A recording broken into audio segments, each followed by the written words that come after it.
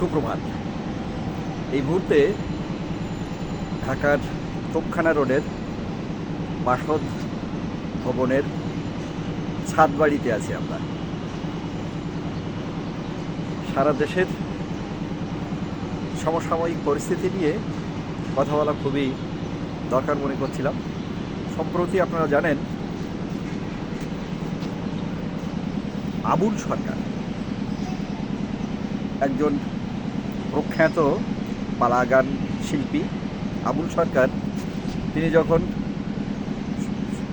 তার পালা পরিবেশন করছিলেন, সেই পালা পরিবেশন করা অবস্থায় তাকে আটক করে জেল হাজতে নিয়ে যাওয়া হয়। তার বিরুদ্ধে অভিযোগ তিনি নাকি আল্লাহর অবমাননা করেছেন। এখানে এই বিষয়টি নতুন করে ভেবে দেখা দরকার। পালা গানে আসলে কি হয়? পালা গান কিন্তু মূলত এটা একটি পারফর্মিং আর্ট। এখানে দুজন শিল্পী, কমপক্ষে দুজন শিল্পী সেখানে অবস্থান করেন।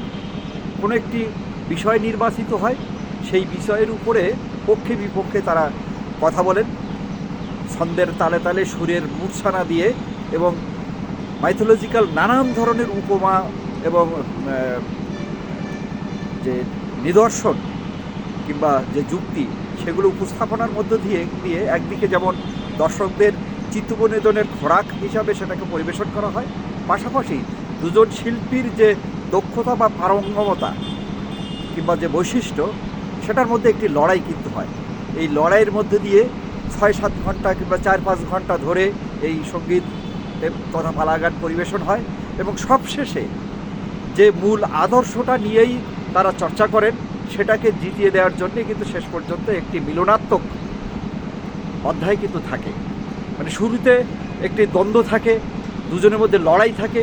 এই লড়াইয়ের মধ্যে যে সময় তিনি প্রতিপক্ষকে ধরাশায়ী করবার জন্য যে সমস্ত যুক্তি রাখা দরকার সেটা যখন করছিলেন, ঠিক সেই সময় যে কথাগুলো বলছিলেন সেটাতে খণ্ডিত আকারে তুলে ধরে আবুল সরকারের বিরুদ্ধে ধর্ম অবমাননা তথা আল্লাহর প্রতি ঘৃণা প্রদর্শন করেছেন। এটা দেখিয়ে সারা দেশের মানুষকে কিন্তু তারা বিভ্রান্ত করেছে, এবং একটি গুজব ছড়িয়ে দিয়ে সারা দেশে বাউলদের উপরে সন্ত্রাস নেমে এসেছে।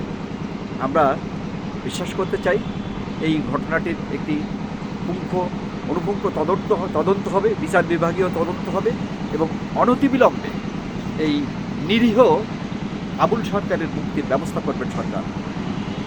মনে রাখতে হবে এটা কিন্তু একটি পারফর্মিং আর্ট, জীবনের অত্যন্ত ঘনিষ্ঠ একটি বিষয়। এটা যদি হারিয়ে যায়, বাংলা সংস্কৃতির অন্যতম ঐতিহ্য এই পালাগান জারিগান। পালাগান জারিগান দুটো ভিন্ন জিনিস। পালাগানে দুটো পক্ষ থাকে, জারিগানে কোনো একটি বিষয়কে সুর করে উপস্থাপন করা হয়। এটা গ্রাম বাংলার আবহমান কাল থেকে চলে আসছে। এই পালাগানের ইতিহাস কিন্তু কম নয়, প্রায় 300 বছরের ইতিহাস। আজকের সময় এসে এটা ধ্বংসের মুখোমুখি এসে দাঁড়িয়েছে। আমার মনে হয় শুভবুদ্ধি সম্পন্ন মানুষ যেমন এই বিষয়টিকে প্রতিবাদ করছেন, এটার একটা সুরাহা কামনা করছেন, অনতিবিলম্বে সরকারও পদক্ষেপ গ্রহণ করবেন। আবুল সরকারের মতো একজন নিরীহ মানুষের নিঃশর্ত মুক্তি আমরা অবশ্যই প্রত্যাশা করছি। সবাইকে অসংখ্য ধন্যবাদ। অবিলম্বে তাকে মুক্তি দিতে হবে। পালা গান এবং গাম্ভীরা গান এটাকে সরকারের স্বীকৃতি দিতে হবে, যাতে মৌলবাদীরা সাম্প্রদায়িক গোষ্ঠী এর বিরুদ্ধে কোনো রুখে দাঁড়াতে না পারে। সবাইকে অসংখ্য ধন্যবাদ।